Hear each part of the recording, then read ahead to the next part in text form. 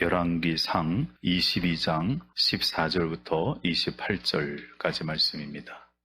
자, 오늘 2024년 마지막 주일입니다. 설교를 준비하면서 설교했던 걸 쭉 돌아봤습니다. 그랬더니 2024년에는 사도행전 설교를 36번을 했어요. 그리고 열왕기 상의 설교를 오늘까지 16번을 하게 돼서 총 52회의 설교를 했습니다. 오늘 그 설교의 마지막이죠. 그래서 그 지나했던 설교의 제목들 한번 훑어보고 오늘 설교를 준비했는데, 설교를 준비하면서 그런 마음이 들었습니다. 이렇게 사도행전을 36번을 설교했고, 열왕기상을 15번, 지난주까지 15번을 설교를 했는데, 그렇게 설교했던 51번의 설교 중에서 여러분들이 기억하고 있는 설교는 얼마나 될까? 여러분 기억나는 설교들이 혹 있으세요? 얼마나 될까 생각했어요. 지난주 주일날 저녁 5시에 서대문 지방 신천임원 강습회를 하게 됐습니다. 강의를 하나 해달라고 해서 갔는데 저한테 설교학에 대해서 50분 동안 설명해달라고 강의 제목이 주어졌어요. 근데 제 생각으로는 설교학이라는 학문을 50분에는 불가능하다 싶어서 설교에 대해서 이런 거는 어떠냐 하고 이제 서로 이야기하면서 설교를 정리하는 시간을 갖게 됐습니다. 그때 제가 그곳에 설명을 들어온 연급 장로님들한테, 이미 장로님 되신 분이죠. 장로님 되신 분들한테 좀 물어봤습니다. 한 25명 계시는데, 자, 오늘 주일인데 장로님들, 주일에서 오늘 교회에서 다들 예배 드리고 오셨냐고 그랬대요. 그러면 제가 하나 묻겠습니다. 오늘 설교학 시간인데, 장로님들 오늘 교회에서 설교 듣고 오셨는데, 오늘 교회에서 담임 목사님이 하신 설교의 제목과 설교의 본문을 아시는 분 손 좀 들어주십시오. 이렇게 했어요. 몇 명이나 손을 들었을까요? 25명 중에? 딱 2명. 그래서 제가 재촉했어요. 생각이 전혀 안 나세요? 몇 번 가니까 그 다음에 어렴풋이 생각을 되짚어가면서 다시 얘기한 사람이 3명, 5명만 대답을 했어요. 제가 그 장로님들 무안하지 않게 하려고 그렇게 대답했습니다. 감사합니다, 여러분들. 여러분들이 설교를 읽고도 자주 잊어주셔서 목사님들이 설교하는데 부담이 없어 너무 고맙다고 그렇게 하긴 했지만 이게 설교를 듣는 우리들의 모습이 아닐까 싶어요. 여러분, 한 해 동안 교회 오시면서 설교를 들으셨어요. 하나님의 말씀을 들었죠. 오늘 여러분 성경 쓰기, 그래서 성경 쓰기에 대한 시상을 했습니다. 그리고 여러분 성경 통독, 그래서 1독부터 3독까지 시상을 했습니다. 성경을 들었습니다. 성경을 읽었습니다. 성경을 보고 쓰기도 했습니다. 또 성경을 설명하는 설교도 들었습니다. 그런데 그 말씀이 여러분들에게는 얼마나 힘이 있고 얼마나 능력이 있었습니까?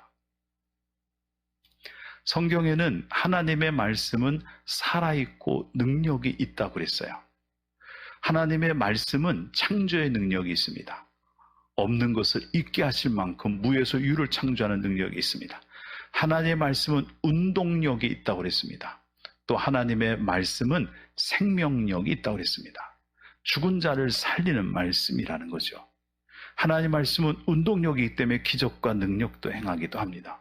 그런데 우리가 성경을 듣고 말씀을 읽고 말씀을 쓰고 1년을 살아왔는데 하나님의 말씀이 우리에게는 생명이었나요? 우리에게는 능력이었습니까? 우리에게는 창조의 힘이 됐습니까? 자, 이게 이제 우리가 신앙생활 하면서 갖게 되는 딜레마, 고민입니다. 오늘은 아합이라는 사람이 죽는 얘기가 나옵니다. 지난주에 우리 아합 얘기하면서 나봇의 포도원 얘기한 거 기억하십니까? 네, 그렇죠. 기도하세요. 자, 나봇의 포도원 그거 뺏으려고 했다가 하나님 크게 경고해서 아합이 하나님 앞에 겸비했습니다. 항복하고 낮아졌어요. 그럴 때 하나님이 그들에게 내리기로 했던 재앙을 거두셔서 유예를 시켰어요. 그러니까 이제 아합이 살만해졌잖아요. 시간이 조금 지나니까 이 사람이 엉뚱한 생각을 하기 시작했습니다. 자, 그게 뭔지는 한번 여러분들에게 정리해서 설명을 볼 필요가 있어서 PPT를 띄워드립니다. 아합이라는 왕은 북왕국의 왕입니다. 그런데 아합의 말년쯤 됐을 때 남왕국에는 여호사밧이라는 사람이 왕이 됐습니다. 여호사밧은 르호보암의 증손자입니다. 이 사람의 아버지 아사라고 하는 사람은 믿음이 꽤 좋은 왕이었습니다. 그래서 이 아들도 아버지의 영향을 받아서 믿음이 좋은 축에 속했습니다. 그런데 여호사밧은 어려움을 모르고 자랐던 왕이잖아요. 그러다 보니까 모든 것을 원만하고 좋게 해결하려고 그랬어요. 그래서 여호사밧이 왕이 되고 난 다음에 북왕국의 왕 아합과 친하게 지냅니다. 그러면서 북왕국과 남왕국은 같은 형제다. 한 나라 아니겠느냐. 우리는 지금 나눠져 있지만 우리는 같은 민족이다. 같이 친하게 지내자. 그래서 대립하지 않고 같이 협력하는 관계가 됐어요. 그런데 아합이란 사람이 그의 말년에 어느 날 눈에 가시거리로 여겨지는 한 도시가, 한 마을이 생각났죠. 그게 길르앗 라못이라는 것입니다. 길르앗 라못은 요단강 건너편에 좀 북쪽에 있어요. 이거는 이스라엘이 땅을 분배받을 때 갓이라고 하는 지파에게 분배된 땅에 소속되어 있고요. 갓 지파의 땅 중에서 특히 도피성이라는 것이 이제 세워졌던 도시가 바로 길르앗 라못이에요. 그런데 이 길르앗 라못이 지금 현재는 이스라엘 민족의 땅이 아니고 암몬이라는 나라의 땅이 됐어요. 그래서 이 아합이 여호사밧에게 제안하기를 나와 같이 가서 저 길르앗 라못을 정복하지 않겠느냐. 우리가 도로 찾아야 되지 않겠느냐. 저건 하나님이 우리에게 주신 땅이다. 그러니까 여호사밧이 당신하고 나하고는 하나고 당신 백성하고 내 백성은 하나니 당신이 가면 나도 가겠다. 그리고 같이 연합을 하게 됩니다. 정복하러 가게 되는데 이것은 결국 다른 말로 하면 아람과의 전쟁을 하겠다는 거예요. 근데 아람이 꽤 강한 나라거든요, 당시에. 그러니까 전쟁을 하러 가긴 가야 되겠는데 여호사밧이라는 남쪽 유다의 왕이 조금 불안했나 봐요. 그래서 그는 믿음도 있던 사람이니까 아합한테 제안하기를 우리가 가긴 가겠는데 먼저 하나님의 사람들에게 하나님의 뜻이 어떤 건지 물었으면 좋겠다. 여기 하나님의 뜻을 물을 만한 선자가 없습니까? 그랬더니 아합이 자신 있게 하나님의 선지자 있죠. 많아요. 그리고 400명을 불러 모았어요. 400명의 선자를 불러놓고 하나님의 뜻이 어디는지 말해봐라. 그랬더니 이들이 예언을 하는데 400명이 한결같이 무슨 예언을 하냐면 승리할 거라고 예언합니다. 가십시오. 그 땅을 차지할 겁니다. 그들을 진멸할 겁니다. 하나님이 주실 것입니다. 이렇게 예언을 했어요. 그 중에 시드기야라는 사람이 있거든요. 이 11절에 보면 시드기야라는 사람이 쇠로 뿔을 만들어 왔어요. 철로 뿔을 만들어 와서 그거 갖고 이제 보이면서 사람들한테 요즘 말로 말하면 퍼포먼스를 하는 겁니다. 보이면서 봐라, 이거 보시라고. 이 날카로운 뿔, 이걸로 쇠뿔로 그 암몬 사람들의 가슴을 찔러서 죽여서 그들을 진멸할 거라고 하나님 말씀해 주셨다고. 하나님께서 보이신 것을 내가 만들었다고 막 자신 있게 열변을 토하게 됐습니다. 이러니까 이제 선지자 400명이 가라고 그러니까 승리할 거라니까 가야 되잖아요. 여호사밧이 좀 미심쩍은 거예요. 왜냐하면 400명의 사람이 한 명도 다른 의견이 없이 전부 다 똑같은 의견을 내니 이게 뭔가 좀 이상하다라는 거죠. 그죠? 그래서 여호사밧이 다시 묻습니다. 그러면 이들 말고는 우리가 물을 사람이 없습니까? 그랬더니 아합이 이런 대답을 합니다. 사실은 한 명이 더 있긴 있는데 이 사람은 항상 나쁜 예언만 한다. 내가 그를 너무 싫어한다. 그러니까 여호사밧이 그러지 말고 그도 한번 불러봅시다. 그랬어요. 불렀습니다. 미가엘을 불렀어요. 미가엘가 이제 오는데 부르러 갔던 사람이 이런 얘기를 합니다. 지금 400명의 선지자가 다 좋은 예언을 했으니 당신도 거기서 좋은 예언을 하십시오. 그래야 당신이 살아남을 수 있습니다. 이렇게 된 거죠. 그래서 미가엘을 불렀어요. 그래서 이제 묻습니다. 우리가 이렇게 하려고 그러는데 전쟁하려고 하는데 괜찮겠냐? 아합은요 마음속에 뭘 생각하고 있었어요? 분명히 나쁜 예언을 할 거다. 그리고 이제 좀 삐딱한 태도로 있었겠죠. 그런데 미가야가 들어올 때 얘기가 있어서 그한테 이렇게 얘기해줍니다. 하나님이 그러시는데요, 올라가시라고 그러네요. 승리하신다고 그래요. 그랬더니 아합이 듣고요, 할렐루야 그랬을 것 같은데 아니에요. 아합이 뭐라고 그랬냐면, 내가 너한테 몇 번이나 진실되게 얘기하라고 그렇게 얘기해야 네가 정말로 진실을 말하겠느냐 하고 막 오히려 기분 나빠해요. 아니, 자기 좋아하는 예언을 해줬는데 기분 나빠해요. 못 믿겠다는 거죠. 그러니까 미가야가 그러시냐? 그럼 내가 제대로 예언하겠다. 그러더니 얘기하는 게 뭐라고 하냐면, 하나님이 말씀하시기를 백성들이 마치 목자 없는 양같이 흩어진다. 주인 없는 양같이 흩어진다고 그랬다. 그러니 전쟁하지 말고 조용히 집으로 돌아가라고 하신다. 그러니까 아합이 또 이번엔 뭐라고 하냐면, 커보라고. 저 사람은 내가 싫어하는 예언만 한다고. 아니, 어느 장단에 춤을 추라는 거예요. 좋은 예언 해줘도 뭐라고 그러고, 나쁜 예언 해줘도 뭐라고 그러고. 그렇게 얘기가 됐어요. 그 얘기를 듣고 미가야가, 내가 하나님께서 보여준 것이 있는데, 하나님께서 천상에서 그 둘러선 영들에게 말씀하시기를 누가 내려가서 저 아합을 꿰어서 길라 라못에 가서 죽게 하겠느냐 이렇게 물었다는 거예요. 그랬더니 하나님을 둘러선 많은 영들이 저마다 이렇게 하겠다 저렇게 하겠다 그러는데, 한 영이 제가 하겠습니다 그러고 나서더라는 거죠. 그래서 하나님이 물었습니다. 어떻게 하겠다는 거냐 그랬더니 이 영이 얘기하기를, 내가 내려가서 모든 선지자의 입에 거짓을 심겠습니다. 그래서 그들이 말하는 것마다 거짓말을 말하게 하겠습니다. 이렇게 얘기하니 하나님이 그 얘기를 듣더니, 야, 그럼 내려가라. 내가 내려가서 반드시 그들을 꿰일 수 있을 것이고 네가 말한 대로 그 모든 것을 이룰 수 있을 것이다 라고 얘기하게 돼요.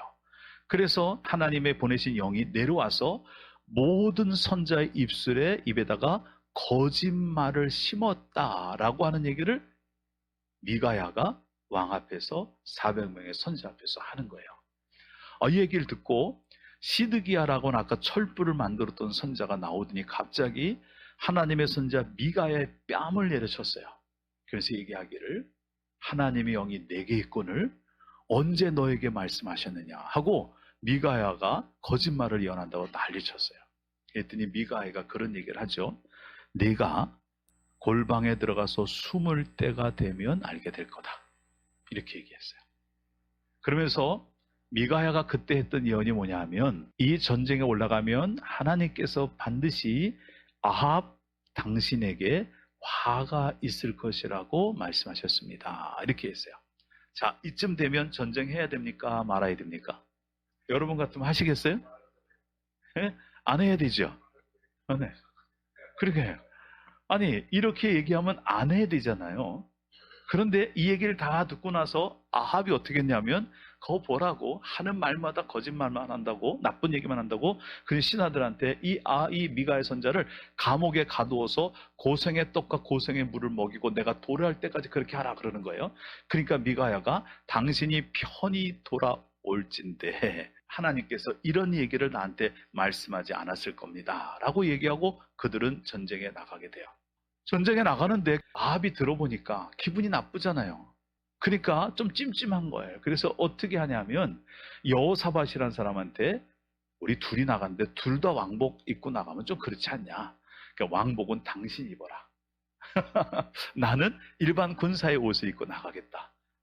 그렇게 얘기한 거예요. 죽을 것 같으니까. 그래서 여호사밧이 왕복을 입고 나가서 싸웠네요. 어떤 의도인지 모르고 나가서 전쟁에 싸웠는데, 전쟁을 시작하니까 아람의 왕이 다른 사람들은 건들 것 없이 왕의 옷을 입고 있는 그 아합만 죽여라 그러는 거예요. 그러니까 사람들이 여호사밧한테 막 몰려들었어요. 여호사밧이 죽게 생겼잖아요. 소리를 질렀어요. 나는 아합이 아닙니다 라고 소리 지른 거예요.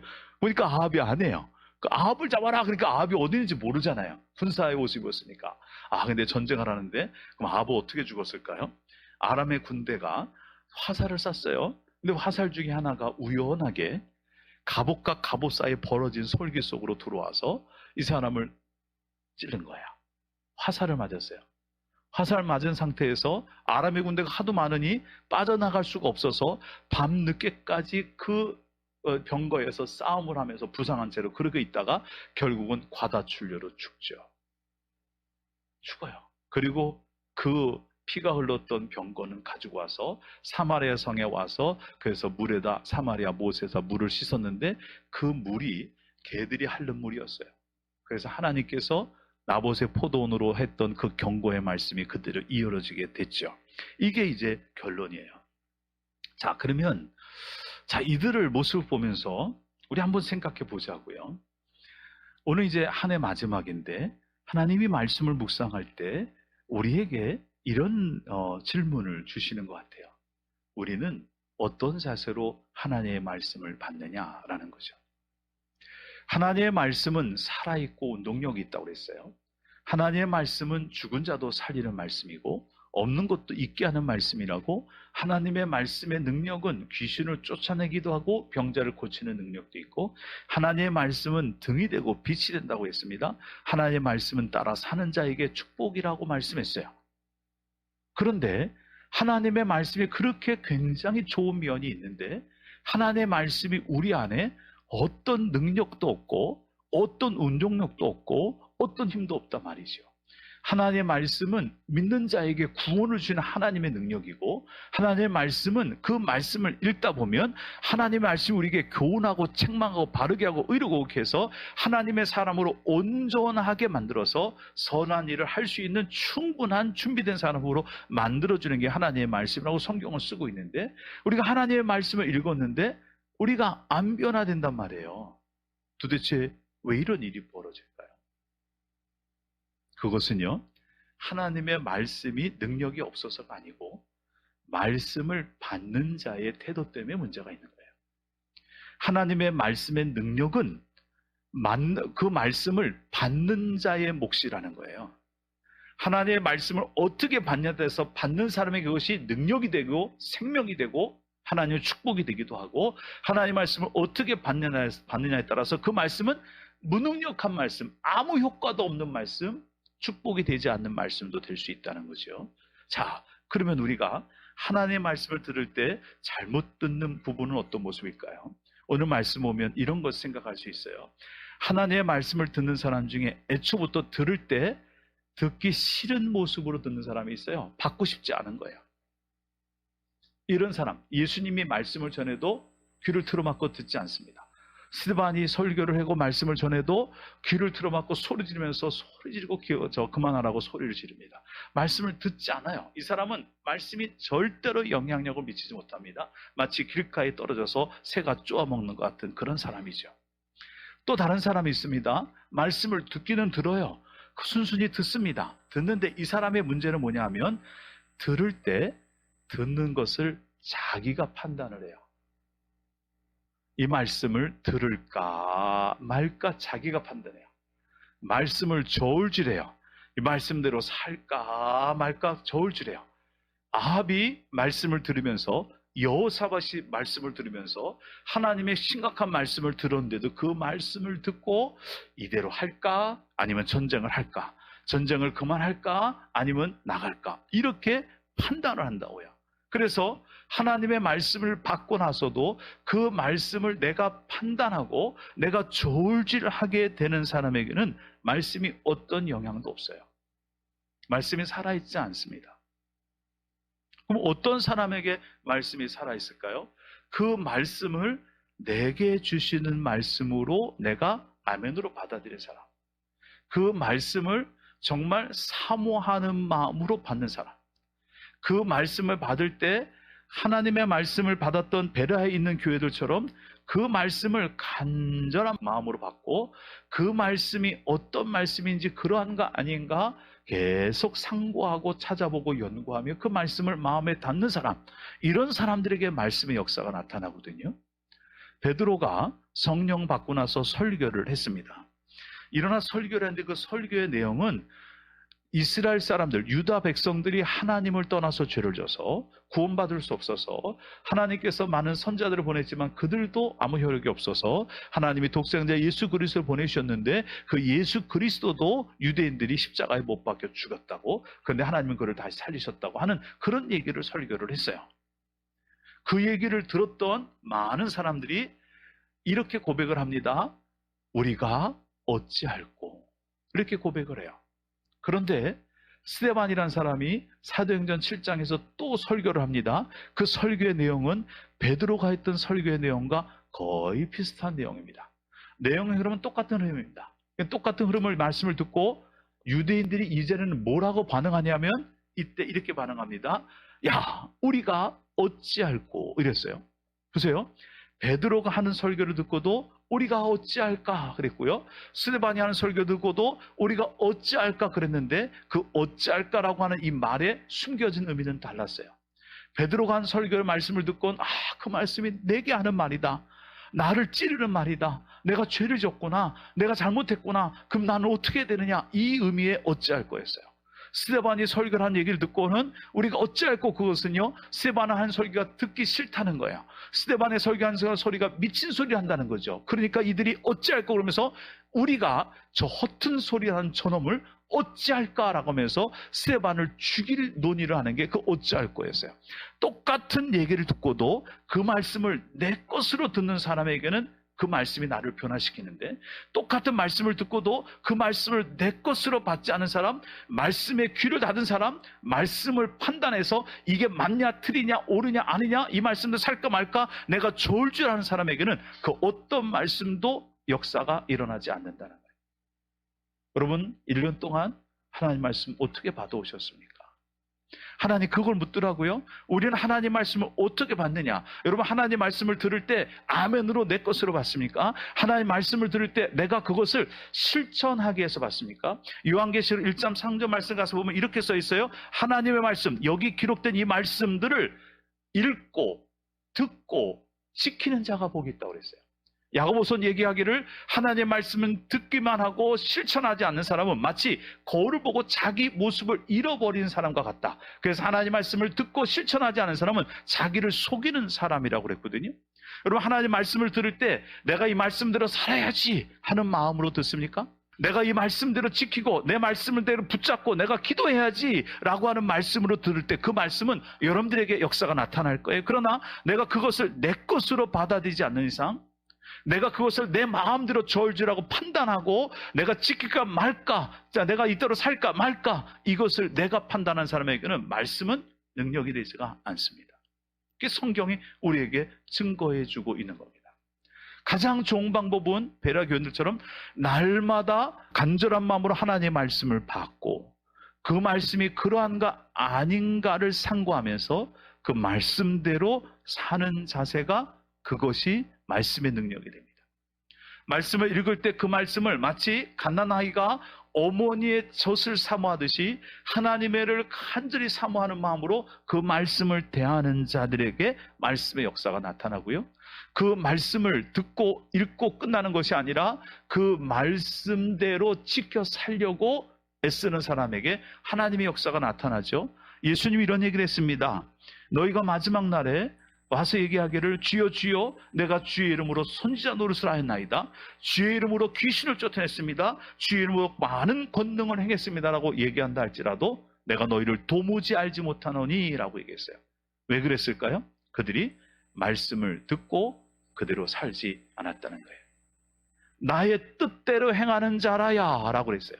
내 말씀을 듣고 그 말씀대로 행하는 자라야 들어갈 수 있는 것이 천국이라고 얘기하면서 우리가 믿음으로 살지만 어떤 사람은 반석 위에 집을 짓고 어떤 사람은 모래 위에 집을 짓는다고 그랬죠. 여러분 하나님의 말씀이 정말 능력이 있을까요? 하나님의 말씀이 정말 살아있을까요? 그거는 내 말씀을 받는 내 몫이라는 거예요.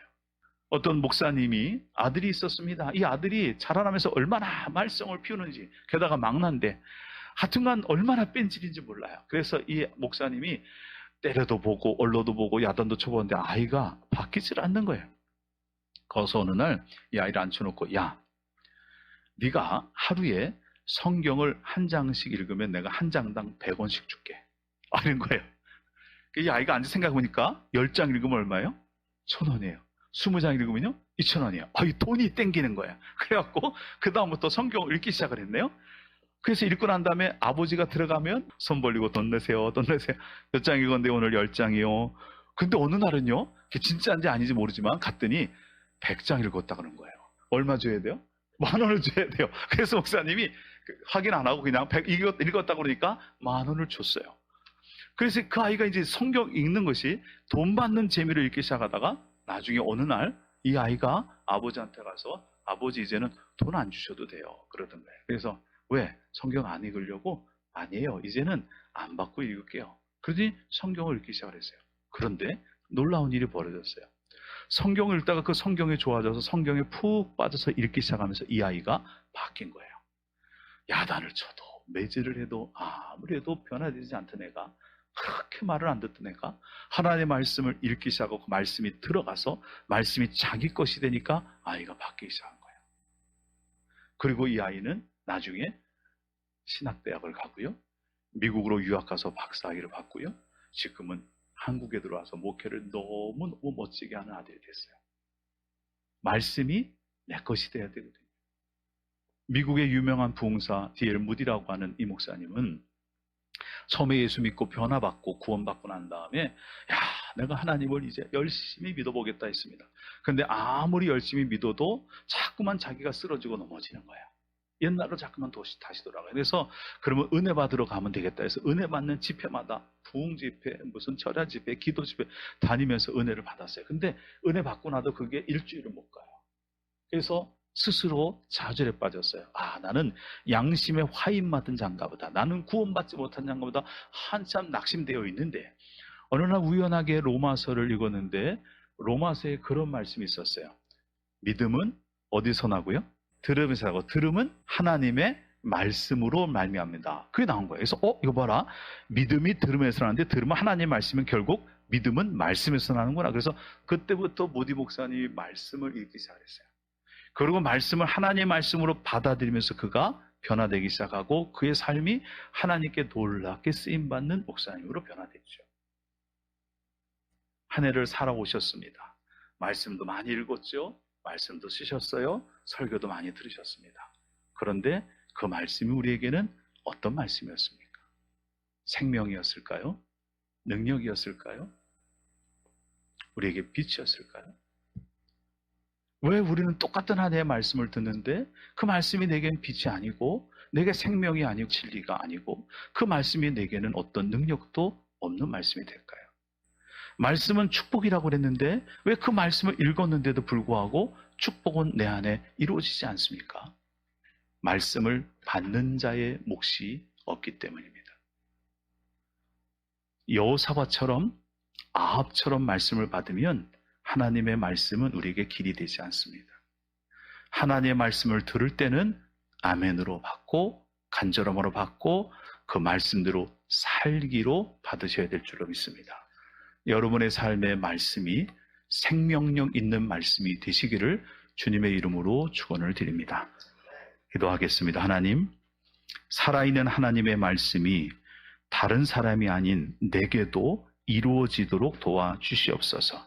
말씀을 대하는 자세를 바꾸겠으니 그 말씀의 능력이 우리의 삶에 나타나게 하여 주옵소서. 예수님의 이름으로 기도드립니다. 아멘.